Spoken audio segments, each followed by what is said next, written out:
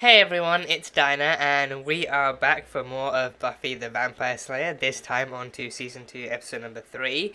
Last time we had, I'd say, one of the most troublesome episodes of the show so far, matching up with others previous to Season 1 and everything. So last time we had Cordelia being in some very very big trouble in both a very human in like a very like a it's in a supernatural way and also like in a non-supernatural way too, like with the kidnapping and the body mutilation. I think even though the body mutilation is still technically tied into supernatural stuff too. I think we had so yeah, we had Chris and I think I really don't know if they ever I really don't know if they ever actually named the camera kid, so I just wrote his name down as the camera kid because I mean honestly, with the whole with everything he had going on, his name at that point was the least of my concerns. But now I genuinely don't know if they actually did name the camera kid or anything like that. But either way, we had Chris and the camera kid who also did like the whole kind of the yearbook stuff too. So he actually had like a, I mean, looking back, I don't know if that was like more of a, I don't know if that was like a, if that I don't know if that was a legitimate reason for the camera or if that was even just a cover too. Because then,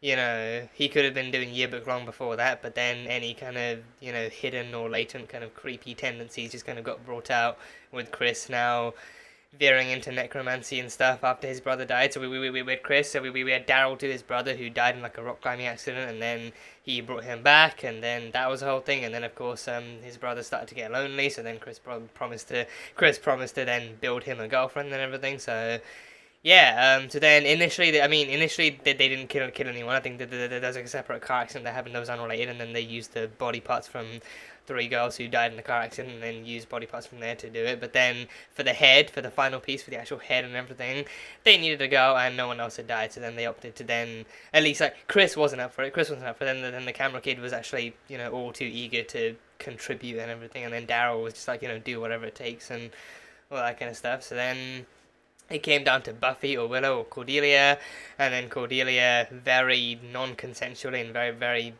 unfortunately drew the short straw that they picked and everything. So, yeah, so then Cordelia turned into the next target, so then they kidnapped her and then took her to some other abandoned place, and then there was a whole thing. So yeah, just like I think like a very Frankenstein-y story turned creepy, a very Frankenstein type story turned be like, I think that there's Frankenstein's Bride, and I'm pretty sure that there's like Frankenstein's Bride or Bride of Frankenstein or sort of something like that. So I think maybe like some kind of teenage creepy twist. I mean, I don't even know how creepy or non-creepy the actual story is, but either way, like a creepy teenage twist on that. So there was that. So I think the camera kid, I don't know what happened to him. Hopefully severe punishments for everything he was, everything he contributed. Cordelia turned out fine. Xander literally took a roller coaster wheelie ride on her, so he saved her, and then I think Daryl died, and he jumped back into the fire with the remaining body parts and everything, and he died anyway, and then Chris kind of was left to reel in the aftermath of everything that happened. So it was a very kind of like a, again, very wacky and very freaky in terms of sci-fi and fantasy and all that kind of stuff, but then also just like a very, story-wise, just like a very concerning kind of episode too, so can't really deny that. So yeah, definitely on par with some episodes we've had back in season 1. So yeah, there was that, and then of course on the sidelines, the actual one kind of normal kind of relatable, kind of supportable, kind of romantic plotline we had was Giles and Jenny. They finally got their dating lives in order. They finally got their stuff sorted out. Giles was kind of being the awkward, bumbly, little adorable fool that he is, just to struggle to ask her out even in the simplest ways, and then Jenny took the hint and took charge and everything, which was cool. So yeah, they had their first date at the football game, and then they were kind of then duty called and they did the thing, and then of course Jenny instigated a second date. So then yeah, on the calendars, I don't know why, like, my mind keeps interchanging between ship names for them, because I think, Calendars is the name I just came up with for them, just now, like, that's the name my brain just came up with, and I was like, was there not something else I was going to call them, I don't know, because not by their first names, but then by their second names, and I think Gallender or Calengile, or wait, no, yeah, Calengiles, maybe that could, I don't know, just them two, just that they're them two actually going strong and being cool and all that kind of stuff. So yeah, the one ship going well. I mean, then there was the angel stuff too, the angel stuff, and Angel and Buffy and all that kind of stuff. So that's still going the way it is. So yeah, so yeah, I think Cordelia is kind of. I think she is free to. I mean, after this, I think this was a pretty traumatic incident all on its own. So I think after this, regardless, she's still free to pursue any and all romantic interests. She is interested in within reason, of course. So there's that, and then of course Willow and Giles kind of have whatever they have going on, or they don't, whatever's not going on either. So yeah, pretty, interesting stuff all around, interesting and ever so slightly fun. So yeah, but regardless, very eager to continue with the season and see what the rest of the show has in store for us. So yeah, that is pretty much all I've got from the last episode. So on to episode number 3 of season 2. Let's go. Buffy hasn't stabbed a horticulture teacher with a trowel. A trowel? Ooh. Ooh. With a trowel. They were pruning shears. Ooh, pruning shears. Sheila has never burnt down a school building. Well, that was never proven. They're never going to let that go. I mean, arguably it's a big incident, but still, they're never going to let that go, are they? Like, wow, Buffy, remember that time you burned down a fucking gym? As long as nothing really bad happens between now and then, you'll be fine. Are you crazy? What did you say that when something bad is gonna happen? What's gonna happen? Not until some dummy says something, as long as nothing bad happens. It's the ultimate jinx. Maybe this time it'll be different. Oh, God. Just 3 scratches. Whoa! Oh, with the heavy metal. Is that heavy metal going on? Or just rock? I don't know. But it's a bop. Who's this? Whoa! Who's this? A vampire! Vampire! Tall, dark, and tall, blonde and wearing dark. Home sweet home. Who the fuck is this? That is one of the baddest entrances I've ever seen in TV. That was a bad entrance. Yeah, and by bad, I mean good, really good. That was good. That was good. That's the kind of music you roll up to. That is the kind of music, the Buffy intro. Unbeatable. If every vampire who said he was at the crucifixion was actually Who there... is he? It would have been like Woodstock. Is he English? Is he a Brit? I was actually at... A British vampire? Who are you? Spike. Spike. That's a pretty cold name for a vampire, Spike. Yeah, it's kind of spiky. Spiky, I guess it makes sense. I guess it matches. Yeah, I did a couple slayers in my time. I don't like to brag. Oh. Who am I kidding? I love to brag. There was this one slayer during the Boxer Rebellion. Oof, that head turn. Drusilla. Whoa! That's him! That's James Marsden! That's James... Not James Marsden, Fuck, what's his name? Something Marsden, right? He's the guy. He's the thing. Oh, I can't believe I didn't recognize it was him until now. I could feel it from the outside. She's like him? Yeah, She's a vampire? he's the big noise. And British? Anointed and all that. Oh, shit. Oh, okay. Wow, he just I got you. oozes style. He oozes style. Whoa, oh, she's feeding? She feeds off of him? I can't, is it James, is it James Marsden? I feel like James Marsden is the other guy from Sonic. It's done, baby. Kill of the princess? I'll chop her into messes. Oh, gosh. These guys definitely have something going on. Don't know what it is, but they have something going on. What I don't want is to be disappointed in you again. You mean that's happened before? Last thing that I want to. Well, I mean, I guess any parent would be disappointed their child burned out in gym. Well, we'll help. Yeah, I'll whittle steaks. And I can research stuff. And while I'm whittling, I plan to whistle a jaunty tune. When it comes to battle, Buffy must fight alone. You are, after all, the slave. Slave. Slave. God, Slaves. is that You're all slaves to the television. Yeah. television? Oh yes, technology. Yeah. How's this guy always in the most in the right place at the most annoying time? Like how? Did you really burn down a school building one time? Not actually one time. You murdered more than once? Really? More than just a school gym? Or multiple school gyms? How many vampires do you lure into gyms? No wonder my brain's fried. Come on. Was that Spike in the background? I think, yeah, Spike. I just clocked it for like a second, yeah. Oh, that's such a cool little kind of hideaway thing. Yeah.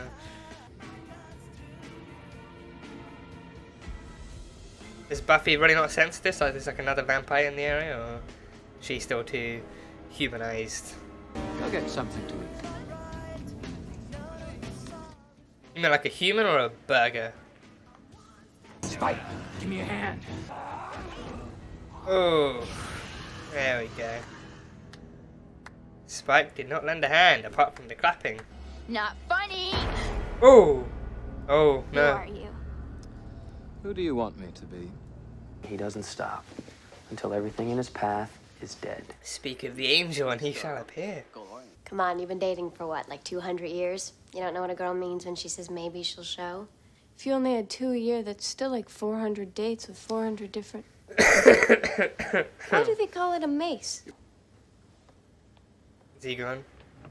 And he's gone. Okay, that's it. I'm putting a collar with a little bell. Just have like an age or radar system that's going, well, you know, on your phone, but it wouldn't work in the 90s. Yeah, bell. Well, yeah, call him the bell. Or just put like a little bell on his shoe. Put a little bell on his shoe every time he walks. There's like a little ding. Yeah. The Hellmouth will restore you. That's why they're colour in here. your The cheeks? Hellmouth, yeah. Metal Oh, voice. Sheila's right there. I just clocked her. Sheila's right there. She's tied up and shit. Oh no. Eat something. Oh, he did bring Sheila for her. Oh, Sheila. Oh no. Oh. God damn it. Another student death. Just yet more blood drained dry from Sunnydale High. My fingers are cramping. How long have I been doing this? 3 minutes. Can I go now? She doesn't need this many steaks. No. No eating the food. No, that's for parents' evening. Yes, that's all the snacks for parents' evening. Really? Just like a raw salad? Really? That's it? How much sugar did you use? Sugar? Oh! Sugar. No, It's very good. Oh. Okay. Oh. My mother and Snyder from Crossing Paths Hi, Miss Summers. Hi, Willow. Hi, honey. Nice. Did you do all this? It's good. That's a really nice dress. Here, have some It's a lemonade. really nice dress. Yeah, I was gonna introduce you, but she wouldn't have said much. You know, she doesn't speak a word of English. Buffy, is that really the lie you want to tell? Is that really the lie you want to tell? You just trying to be Rose Church, she just speaks perfect English, fluent English. I'm afraid we need to talk. My office is down here. Okay, maybe she lied about the English, but she hasn't done anything else exceptionally bad. My guess? 10th high school reunion? You'll still be grounded. Cordelia, have some lemonade. Oh, Willow, you're amazing. He's known as William the Bloody. William the Bloody, And his Billy the nickname by Bloody. torturing his victims with railroad spikes. So that's where he gets spikes from, actual torture methods. Spike has fought 2 slayers in the last century, and One. he's killed them both. Yeah, he did mention he killed Slayers and he'd love to brag about it. Shit. In the car. Now. Oh no, is it really that bad? Oh god, fuck you, Snyder. That smug, shit-eating grin. Oh! Vampires! Led by Spike? Oh no, but Joyce is gonna see this! Good Mike. Oh, shit. Oh, but Joyce is gonna see all of this! Oh, nice one, Willow! Oh god, love of my life, Willow Rosenberg. You're too old to eat. He just snapped But his not to neck. kill. He just snapped his neck. Did they not have the budget to show that on screen, like an actual CGI neck snap? They just then have him drop a dummy. I didn't get much of a look, but is there something wrong with their faces? Yes. PCP. Oh, jeez. It's a gang on PCP. You can't go out there. I know. That's why I'm going up there. Get the upper drop, death from above, that kind of thing. What I say goes, and I say this is not happening. Well, then, I guess the danger's over. I'm not waiting for them to open the doors. I'm getting out. Oh no, oh. Okay, no, never mind then. No. R.I.P. to that guy. Oh. Poking holes in the ceiling. Oh boy. Ooh. Buffy. Nice. Sheila, where have you been? Sorry I'm late. There's some really weird Oh no, Sheila's gonna be a vampire. Sheila's a vampire. I know. This should be fun. No, Sheila's a vampire. She got turned, surely. Gave the puppy dog a more tortured act. Keeps her off my back when I feed. People still fall for that Anne Rice routine. Undead liar guy. It's an act, Xander. Even I can tell that. It's an act. Before we kill her? Please be an act. Please be an act. Don't tell me Angel's feeling nostalgic now and he's turned to the dark side again. Oh, gosh, goshness. Oh, gosh. Ooh. Oof. Oh, gosh.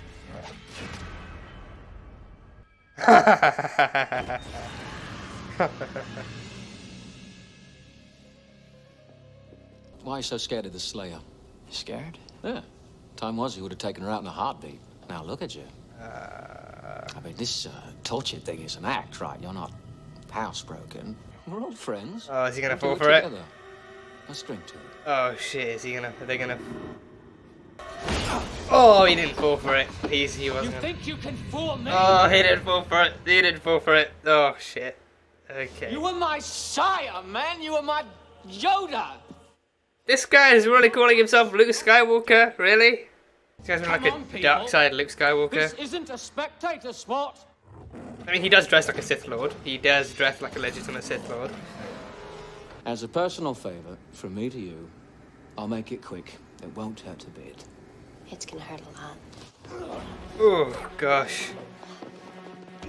He's been around for almost as long as the Angel has Buffy. Oh, no. Oh, damn. Xander fighting vampires. Xander versus vampires. Okay, I kind of want to see that. A little bit, maybe. Oh. Joyce. You get the hell away from my daughter. Joyce the vampire buster. Joyce the vampire buster. Nobody lays a hand on my little girl. Damn. That is a mama bear. That is a mama bear right there. God damn. That was... I will understand if you decide to start avoiding me. Oh, that's a really clear, concise answer. Just an arm's length. And if he bit me, what then? We would have known he bought it. What you have in mind, the truth? Do you even know what the truth is? Right. Principal Snyder said you were a troublemaker. And I could care less. I have a daughter who can take care of herself. Who's brave and resourceful and thinks of others in a crisis. That's our Buffy. That's our Buffy.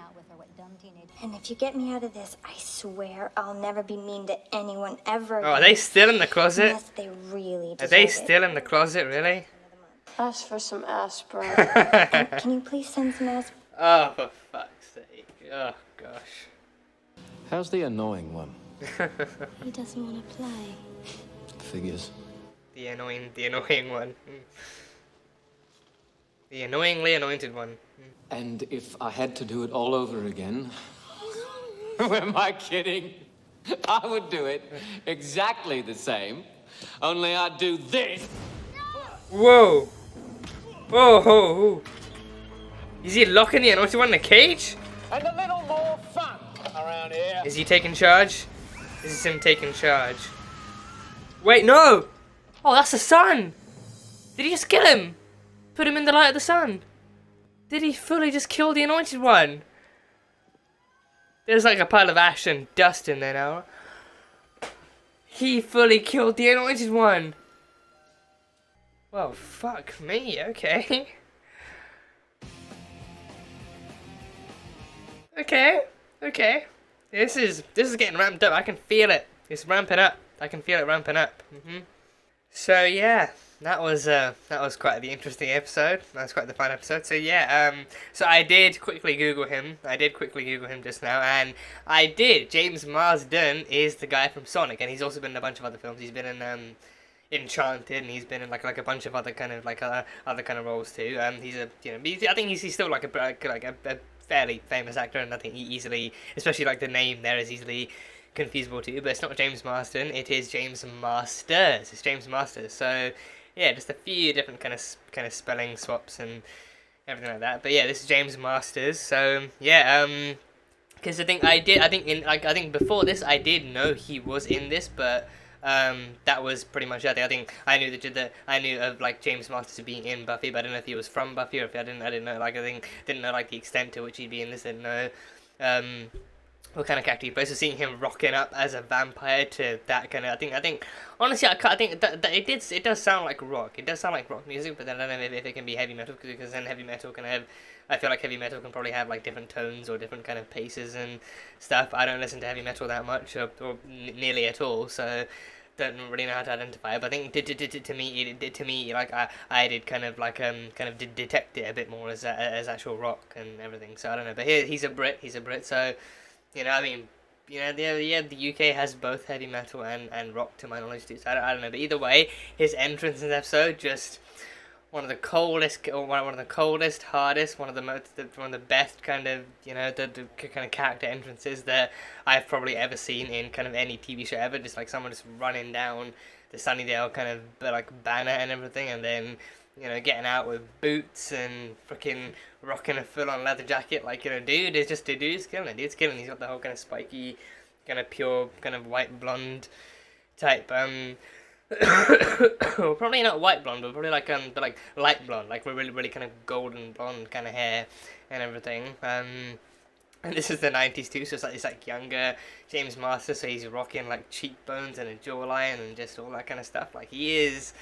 You know, I think he's definitely rocking the same kind of eerie, chilly, yet cool, kind of mysterious vampire kind of notes and vibes that Angel's. Because I think Angel, I feel like I think they definitely fulfill especially geographically and regionally speaking. Like I feel like they definitely kind of fulfill their kind of, because I feel like American Mysterious is like, watching this, it feels like American Mysterious kind of definitely differs from English and like Brit Mysterious and everything, like American Mysterious from Angel just so far just seems kind of like charismatic and, you know, kind of like a really kind of like a you know, like a silent and kind of I just don't know if I just can't find the right adjectives, or if I generally don't have like a good enough vocabulary to describe it. But, you know, I think it's very different. I think Spike, right off the bat, he's just got like that kind of casual, cheeky, classic kind of British kind of sarcasm and kind of cheekiness to match up to him. Like he seems like that kind of character. He actively does seem like that kind of character, like he gives no fucks, he takes no shit, he gives no fucks, he just is, he rolls as hard as he looks, and he rolls really fucking hard. And given that he's actually almost as old as Angel too, like he's been rocking for that long too, he's actually been kind of like doing his thing as a vampire for that long, so, you know, he's been around for that long, he's probably done it harder than Angel has to, because then he like 200 years later he's still this way, like he's still pretty much the same way that he was when he started, whereas Angel was the one that changed and everything. So Spike is the one that still maintained his ways, still kind of sees himself as the cream of the crop, and he's the top dog, and he's, you know, he loves bragging about it. Like he like he's so full of himself, like in the most kind of like, not even in like a you hate him way, but in the way it's like, you know, like he's so full of himself in the kind of like you can't help but kind of love him for that kind of way. Like you can't help but kind of like actually kind of be like, okay, this is, like when he does it, it's actually cool. It actually sounds cool. It sounds like he's actually celebrating himself, and he's not like actively, you know, like just being like I mean, he kind of is, but then it's in like an actual, like you can actually appreciate the character without wishing them severe and just kind of agonizing death, or actually just wishing them on screen. Like you want to see more of him. You actively do. Like I actively want to see more of this guy, and I think it's definitely based on that ending, seems like he's sticking around and everything. So yeah, Spike. That is also, it's just a really good. It's like an uncannily cool name too, Spike. Because I think it's not super spiky, but I think he does also have the kind of spiky kind of hair kind of thing going on too, like all the gelled back and kind of spiky here and there and everything. Like he does kind of have that look going on, but then rocking the kind of really long leather and the red shirt, and like his style is just just that too. you know, and he clearly knows what he's doing, and he clearly knows what he's exuding, like, you know, like, he's exuding something. He's exuding something. So there's that. But yeah, I feel the same kind of like, you know, like vibe about him that I feel about Angel. Like again, I think they both can definitely kind of because then granted we've had Angel since episode 1. Angel came along like right from episode 1, so you know, but then we don't know he was a. I think some of the mystery around him was alleviated when we actually found out he was a vampire. When we found out he was a vampire, and when we subsequently actually got a bit more of his actual kind of personal history in that same episode too. So I think some of the mystery around him has alleviated, but then now we get an extra piece of history in this episode when we find out that him and Spike have actually spent some time together and actually know each other and everything. So there's that whole thing. But yeah, I think with both of them, both of them, like, they still manage to conceal a lot more, and then actually they actively do manage to.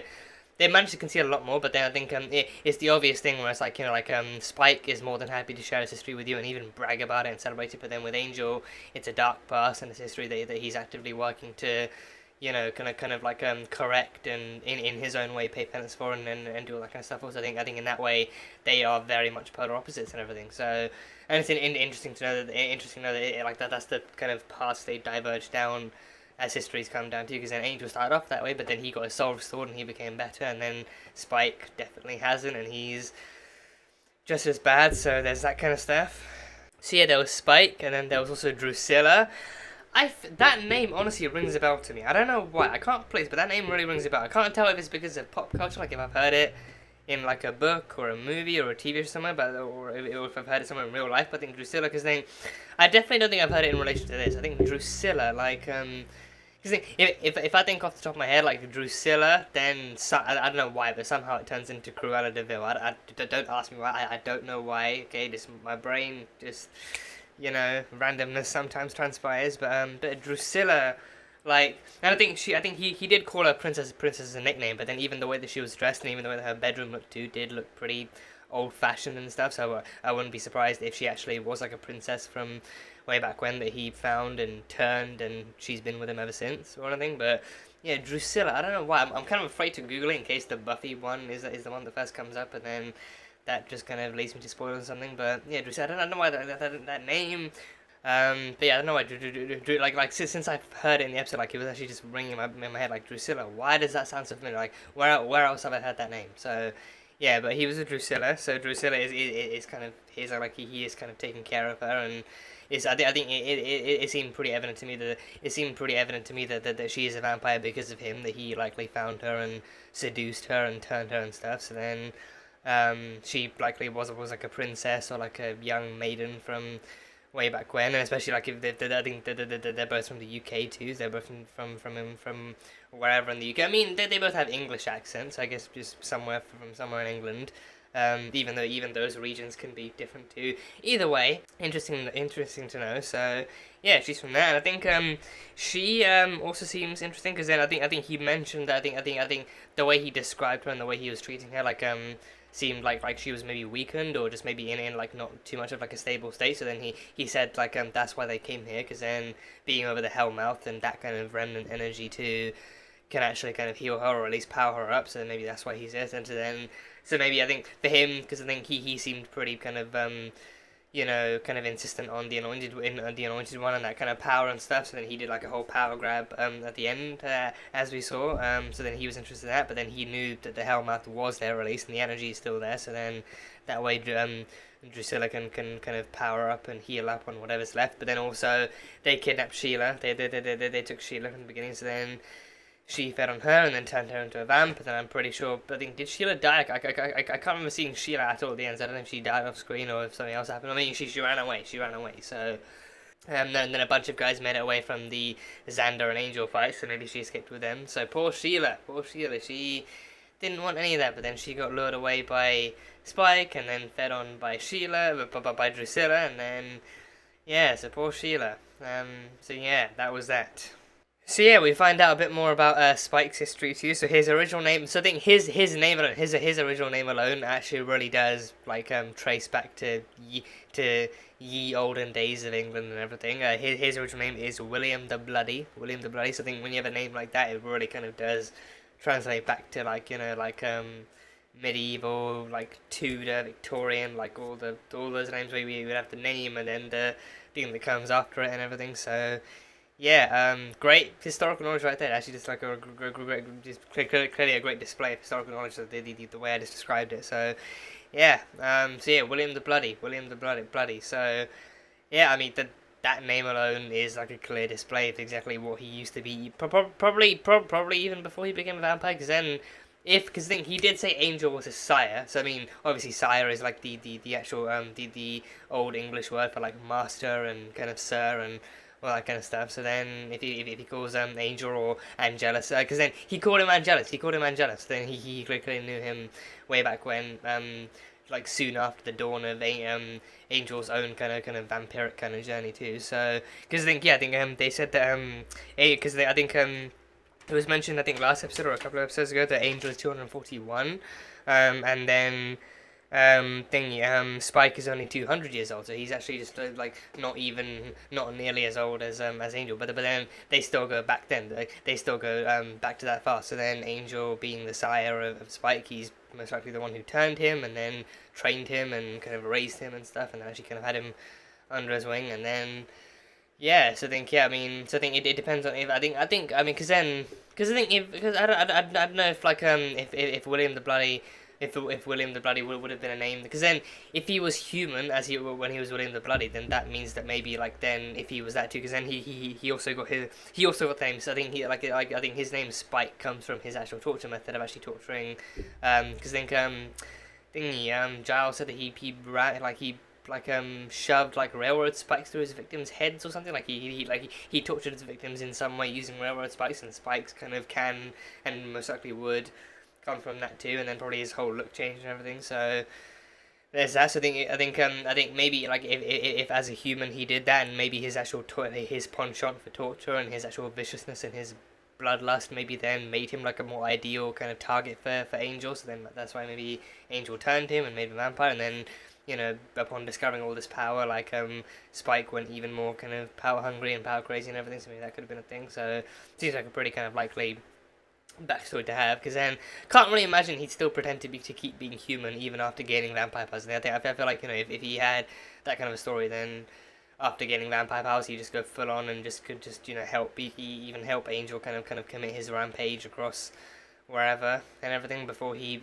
moved over to the States and everything. Because then Angel's crusade and Angel's rampage was throughout Europe, so then from UK to Europe is really not that far, arguably less distance than between the UK and the US and everything. So that's the first year I think a British vampire, a British and English, not to mention vampire. So I think wasn't Angel Irish originally? I think wasn't he Irish originally, and then he moved, and then he did his thing in Europe, and then he moved to the States. I think maybe then both of them are technically Irish. I think a lot of American people can also be Irish immigrants too, so it's really not that uncommon, and even who knows how far back that whole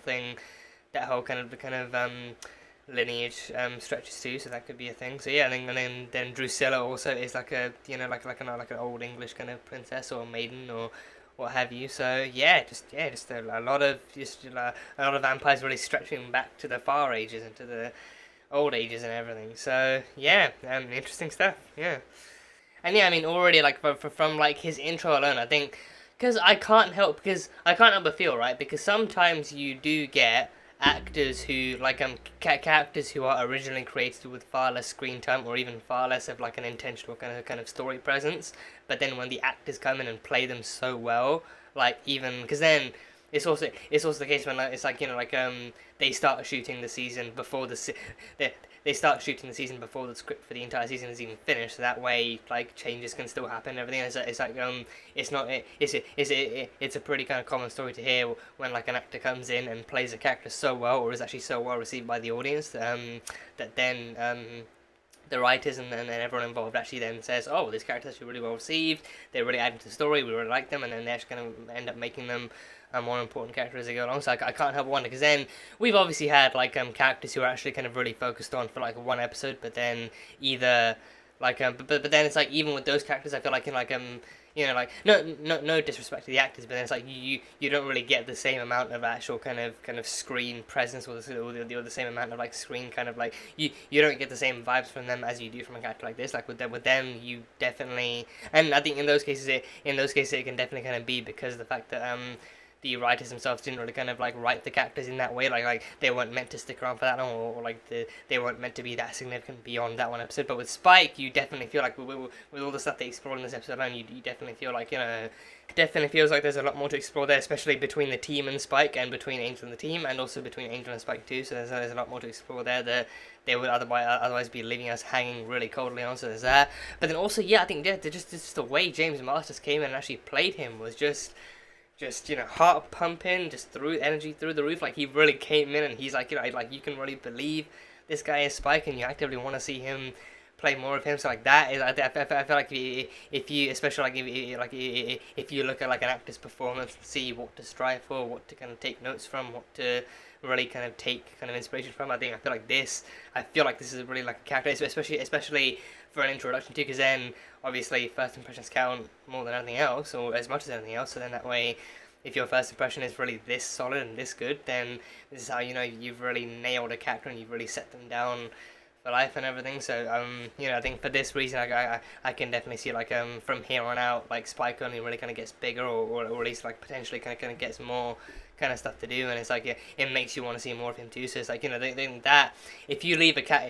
audiences feeling curious, I feel like then that's pretty good, that's good enough. But then if you leave audiences actively wanting more and actively wanting to see more and seeing them engaging with the characters more and all that kind of stuff and just coming back for more, then that's how you know you've done a good job. So I mean, James Masters, I feel like he's pretty much like been in like a lot of stuff through pop culture now too. I think ironically enough, the first place I saw him in was Runaways, and he's been fantastic in that. He's honestly been fantastic in that from start to finish. He's been so good in that. So good to know, even like today, like, or at least like for like today, for back then, he's still been really like just nailing the roles he's been given. He's still acting his ass off, and he's still doing a great job and everything. So yeah, but I feel like with this, I think this definitely kind of like it definitely kind of hits all the tick boxes of like what you're familiar with in terms of like a character introduction and like an actor screen presence and all that kind of stuff. But then also in terms of story and in terms of actually kind of like hoping / expecting to see more of a character, like as the line goes down to, it definitely kind of ticks all the boxes for that too. So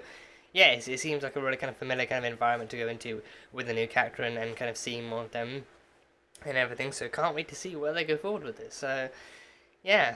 And I think all the more interesting too that they've actually made him yet another character from Angel's Past, because I think first we had Darla, who actually then turned out to be she also had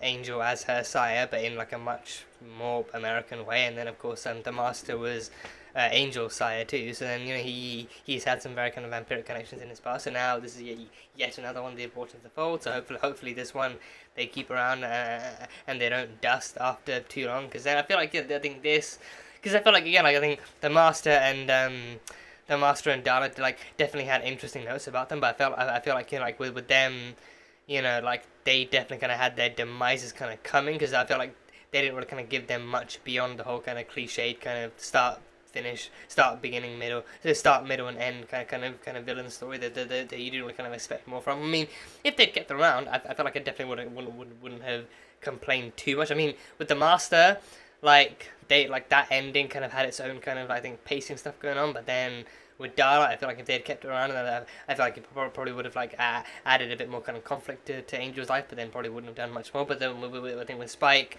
it's a new face, so that's a good thing. But then this is also like a character like who presents himself as like an actual polar opposite to. I think with Darla, there was definitely too much of the a lot of the Master and Apprentice kind of vibe with her, but then she was still kind of hung up on him. She was still in love with him. There was all that stuff going on, so they never really gave her much beyond all that. But then with Spike, he's already setting his own tones. He killed the Anointed One. He fully, I mean, granted, I think they really haven't been doing a lot with him even since the season started. I think maybe like it started to ever so slightly feel like they were actually going somewhere with him being the new leader of the vampires. But then it's like, you know, then again, he's a kid and he's meant to be vampires, and it can be hard to really sell and really kind of pull that kind of plot line off effectively, that the kid is this evil and the kid is this in charge of all the vampires, and if you actually have like an older, more mature, more experienced vampire coming in, because then we never saw what kind of training that the Master put the Anointed One through. All we knew that he was the Anointed One, and he was prophesied that he would be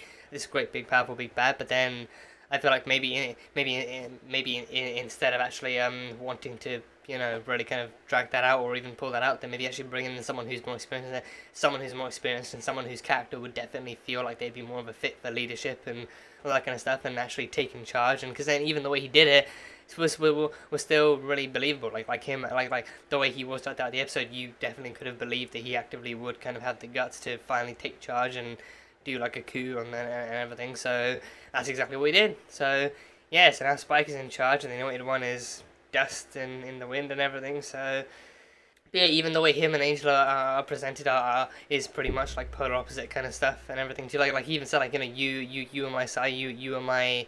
He mentioned one name that I can't fully remember, but then afterwards he mentioned, like, you know, oh, you are my Yoda. So then he fully calls him, like, you know, I mean, yeah, Star Wars would definitely be. I think I know not Force Awakens. I know A New Hope would be out. I can't remember exactly when Empire Strikes Back got released, because then Empire, no, probably it would have to be Empire, because then Empire is when we meet Yoda. Empire Strikes Back, that's when we meet Yoda. That's when we find out about Yoda. So then Empire Strikes Back who would definitely have to be out by this time. I think that'll probably be like in the 80s or something, because then I'm pretty sure it was in like the late 70s that A New Hope got released, and probably in the 80s at some point. Then Empire Strikes Back would have to be done. So then I think that's pretty much when Luke meets Yoda for the first time too. So yeah, I think then so Empire Strikes Back. So I think I don't know when Return of the Jedi gets released, but probably 90s or something. Because yeah, 2000s is almost exclusively the prequels, which is a great time. I don't care what anyone says, it's a great time. So yeah, so there's that. But then yeah, he called him as Yoda. So I mean,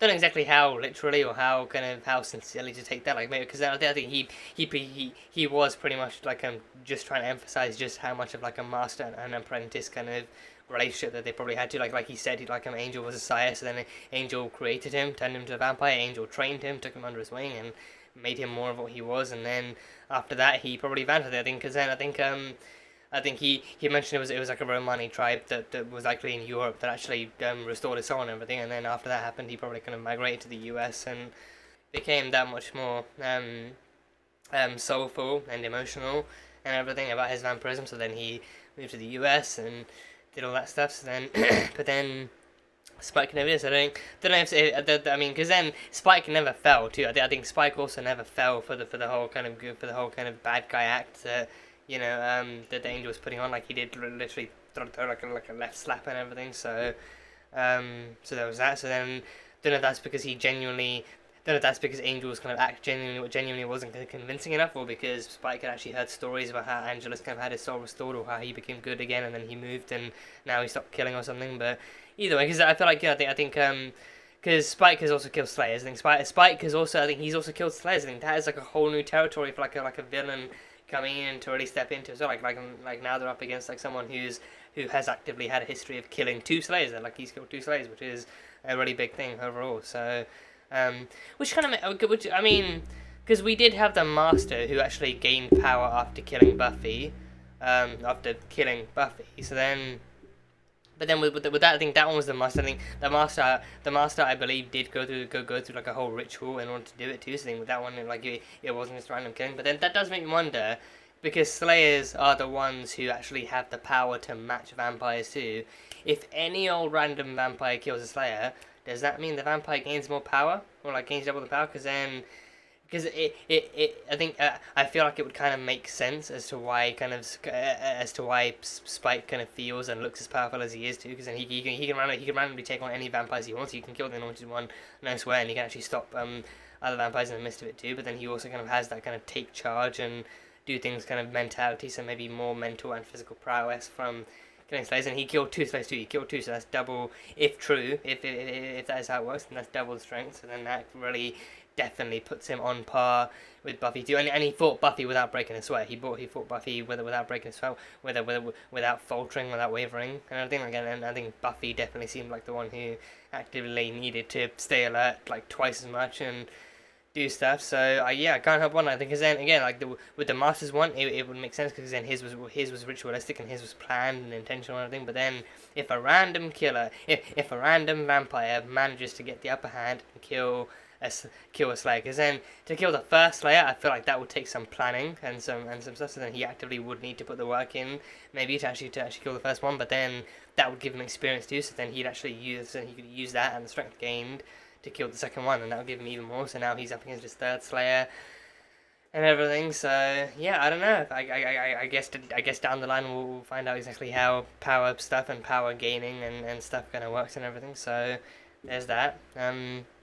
Also wonder if vampires can actually gain stuff from killing each other. Because then, I mean, we haven't seen the Anointed One actually kind of turning into a vampire or any kind. But then he was killed by sunlight. He was actively killed by sunlight, so that shows that he does have some vampiric weaknesses. And then maybe as a kid he doesn't have all the strengths. But then that is also really shitty too. Like if that is also like a really kind of shit way to actually, you know, confirm your vampiric kind of qualities too. Like, okay, so we're not sure if you have the strengths, but let us confirm that you do in fact have all the weaknesses, so that way you can definitely die to all the vampiric weaknesses. But then whether or not you have the fangs or the face or anything else, we just don't really have the budget or the plans to really show you yet and everything. So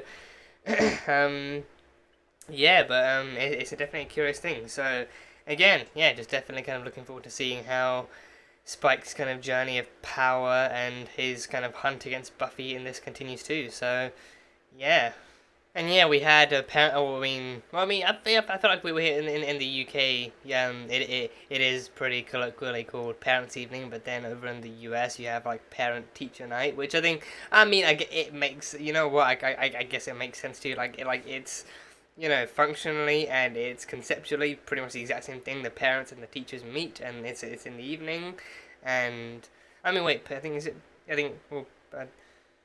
pretty sure you call it parent teacher. I think you call it parent teacher night. So parent teacher night. I think, yeah. So then it takes place in the evening / night. You know, you come in the evening, you go at night. So there's all that stuff. And again, yeah, conceptually it's the same thing. It's just kind of going, you know, further to label exactly who's going to be there. So yeah, but I think in the UK, I think it is, to my knowledge, colloquially called Parents' Evening, because then it's the evening of the parents coming to school, you know, every once in a while. So there's that. So yeah, that was that, and then of course that just had to coincide with the Night of Saint Vitus. I mean, they didn't really kind of go into that too far. I think besides from the research they did, I felt like they really didn't go too far into the whole kind of Night of Saint Vitus thing, which I don't know if they needed to or they meant to. But I think it's like I forgot it was the Night of Saint Vitus, like whenever they didn't really kind of mention. Because then I took a note down to write it down in case I did kind of forget about it. But then it's like apart from whenever it was actually verbally name dropped, I just like it. Like unless it was verbally name dropped, it just didn't really kind of feel like it was the Night of Saint Vitus. I think you know, that was that whole thing. But then don't know if then that's kind of no, I think it's not, because then I think he did say wait for Saturday, because then that's when I'll kill you. So I think Saturday, the weekend, that I think that's the Night of Saint Vitus, and then I think this one was actually during the weekday, which was when parent teacher evening night thing, whatever the fuck you want to call it. That's when it was. So I think the Night of Saint Vitus is still coming. So that's when that's coming. So I think that's upcoming. I think maybe that's because then I was like, you know, like I think because then the entire time I was like they're calling it this, but then it really doesn't feel anything beyond like yet another kind of vampire stakeout of the school. So then don't really know what else I'm supposed to really expect or take away from this sort of thing. So no, I think the Night of Saint Vitus is still coming. I think that's on Thursday, and then I think that's when obviously Spike wants to make a big kind of monument of when he does kill yet another Slayer. So then he's gonna do it on the night of Saint Vitus. So that's incoming. So yeah. So or I guess like within the same week / weekend, I think the two events could coincide. Because I thought maybe if they did make it the same night, then that would make it all the more obvious, all the more kind of ominous and classic kind of Buffy style. But I guess this still works. So there's that. And yeah, honestly, right, I think I feel like I'm probably meant to see it, because I feel like it's not really all that subtle in this, especially towards the end. But it's like, you know, so I mean, Snyder and Bob the cop, Snyder and Bob, they seem to have their own little kind of private conversations going on about what to tell the press, because then Bob's like, I have to make a statement to the press about what happened there and everything. So he's like, like, do I tell them the truth or do I tell them PCP and gang stuff? And he's like, what do you think and stuff. So then raises the question. Definitely raises the question: do they even know what the truth is? Do they even know what any kind of what even the most minimal detail of the truth would be? Like exactly what they try and tell them. But then the fact that they consider telling them the truth kind of does raise questions. Then they don't even say, do we tell them the truth in like a worried or concerned tone? It's like a genuinely sincere tone. Like do we tell them the truth now? So then that kind of does raise questions. Like it's like do they actually even minimally know what like. Do they even slightly know what's going on here? Like does Snyder have any hints or clues, or is like there's some like is it some kind of conspiracy thing that they're worried about too? So then I don't know, but yeah, no, I think Snyder too. I think over the time that he's been here, I feel like there have been the really kind of most subtle kind of like every now and then kind of little hints that he actually does really kind of seem to have more going on than meets the eye. Whether or not he knows what's going on is one question, but then he himself seems to have more going on than meets the eye. So I think so then yeah, I think it's like either this whole kind of annoying principal thing that will constantly picks on kids is a cover, and he's actually a far more sinister character, or maybe both identities kind of tie in, and he does have like a secret identity where he does far shadier shit involving supernatural stuff, or not. So I don't know, but either way, I don't feel good about Snyder, and I think now, given the kind of little secretive relationship that we have, that we now know exists between him and Bob the cop, I don't feel about Bob. I don't feel good about Bob either. So yeah, but I feel like we're probably going to see Snyder around a lot more because he's actually out of school and everything. So really don't feel good about him. So not. I mean, looking forward to seeing the truth finally revealed, but not really looking forward to seeing more of him as a result. So there's that. And then of course, yes, it's parents' evening. It's parent-teacher night thing. So obviously, our one true mama bear, Joyce Summers, will be attending. She looked lovely. I have to repeat that again. I said it in the reaction. I'm going to say it again now. She had like a lovely, darkish, kind of shiny, floral kind of dress pattern thing going on. It looked really, it looked like a really nice fabric too. I think couldn't really tell from the camera quality, but it looked like a really, like almost velvety kind of, really nice kind of fabric-y kind of dress. Like it looked really nice. She looked lovely in it. So that's just just me.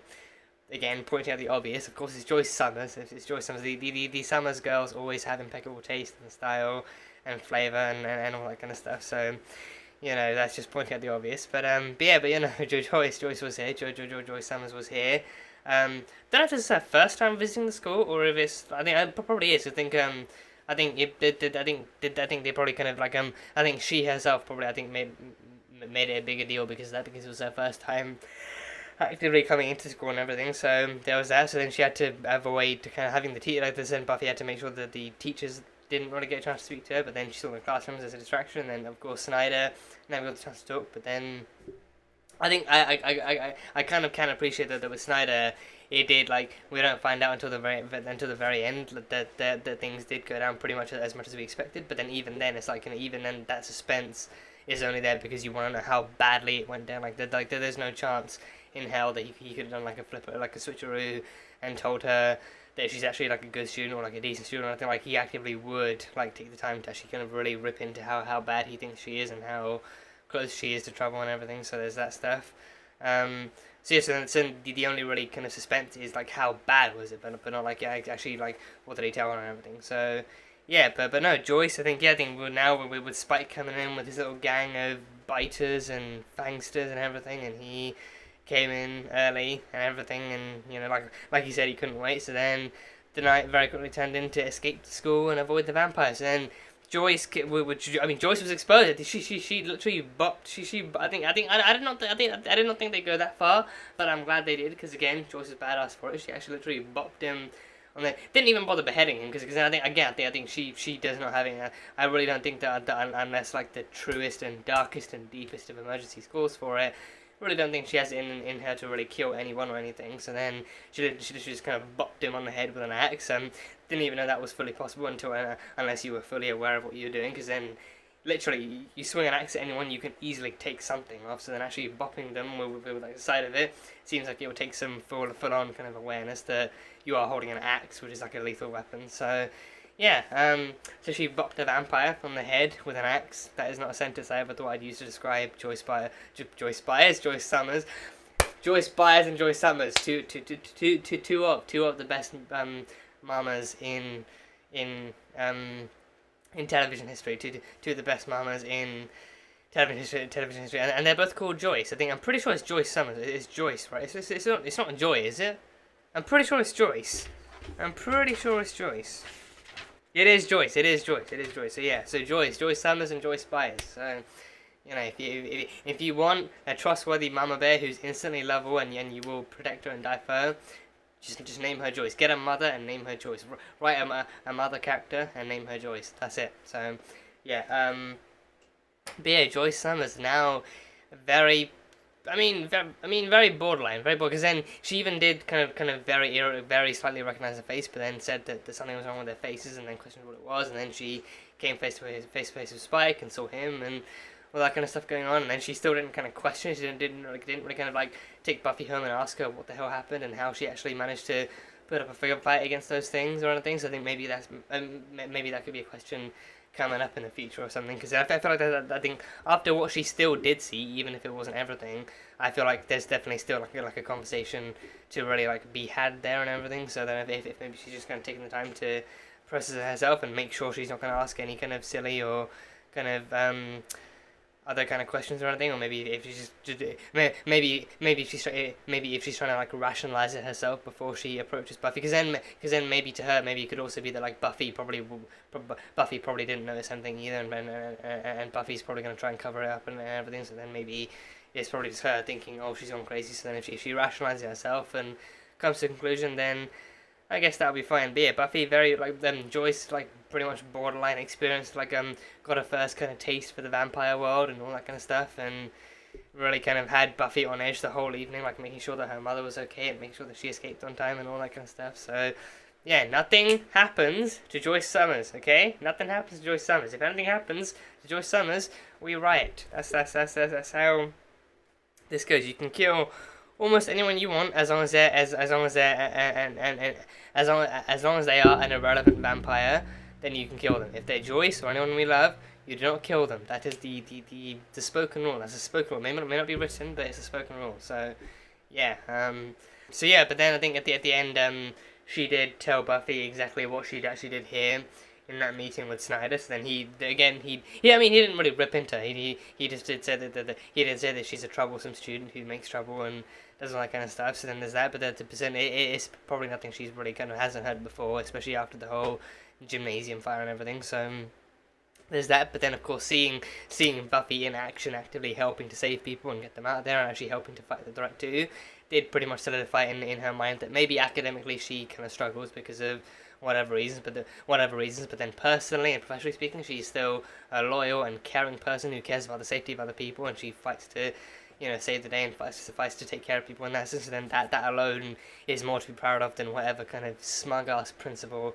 thinks of her daughter, thinks of her Buffy. So yeah, she came away with a pretty good kind of visual. She came away with a far more visual and personal evaluation of her daughter than whatever school record can say about her. So to her, that is all that matters, and that is the sign of a good/great parent. That is a sign of a good and great parent. So yeah, and it's also proof that that Joyce did kind of raise her right too, because the Slayer kind of role and everything gives her the power and the skill set, but then like her being Buffy, her having been raised by Joyce as well, kind of gives her the kind of like she was clearly raised with good values and compassion and humanity and all that kind of stuff. So then Joyce definitely has a hand to play in Buffy being as successful and as kind of valuable of a Slayer and as a person that she is. So yeah, in this house, on this channel, we love and cherish and respect Joyce Summers, so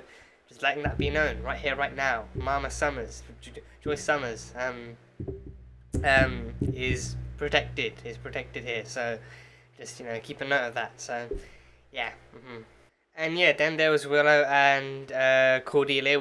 Willow and Cordelia, I think they were both trapped in the closet the entire night. They were trapped in the closet for the entire night. Just no one wanted to check on them. Literally, no one wanted to check on them. Thought Xander might. I mean, Can't say for sure he didn't. Can't say for sure he didn't. But then, if he did, they definitely didn't show on cameras. Then I think maybe we don't need to see each and every time they're saved. But then still, I think maybe like them still being stuck in the closet at the end still kind of made for like a more comedic moment than them being randomly saved by Xander. So then, you know, I think Cordelia did say her plan was to just kind of sit there and pray to any deity and everything. So then she did. She was praying almost the entire night, and Willow was just there staring at her in just kind of the absolute most sullen kind of mood ever. Be like, hey, along with that rescue and that hope and optimism you're praying for, hey, maybe ask God for an aspirin too. So yeah, so a great moment between them. But just them being stuck in the closet the entire night is just like it's just so on point for them. So yeah, they missed the entire fight, but then also in their benefit also managed to kind of be kind of stashed away in safety and solitude and everything. So there was that. So Willow and Cordelia. And I think, yeah, enough for now, those are pretty much all my initial kind of notes and thoughts that I've gotten through and everything, so that was really cool. So yeah, I think going forward, yeah, now the Anointed One is gone, that whole kind of threat is over with. He really didn't, even the first few episodes, even the first couple of episodes of the season, he really didn't really kind of do very much. And then of course Spike comes in and shows him who the real boss is, and now he's gonna get to work and do some kind of Slayer hunting again, so that's gonna be cool. And seeing him and Drusilla, I think I'm really curious to see what more of Drusilla we can see as well. So that'll be fun, and seeing how the team actually kind of deals with this new threat of Spike, and seeing how Angel kind of deals with the return of like an old face from his past, and how he informs them, and everything's gonna be really interesting. So yeah, just seeing the season progressing and just seeing how the story moves forward from here is gonna be really interesting to see. So yeah, but yeah, for now, that is pretty much all there is for me for now. So yeah, that was Buffy the Vampire Slayer, Season 2, Episode number 3. So thank you guys, as always, so much for being here and for watching this video. If you guys enjoyed it, then feel free to leave a like and comment what you thought of the episode and what you think is coming up next, and all your thoughts on this episode, and what you think of Spike and his introduction and all that kind of stuff. For those interested, full-length reaction over on Patreon, so you can go check that over there. And yeah, that is pretty much it. So until next time, bye-bye for now.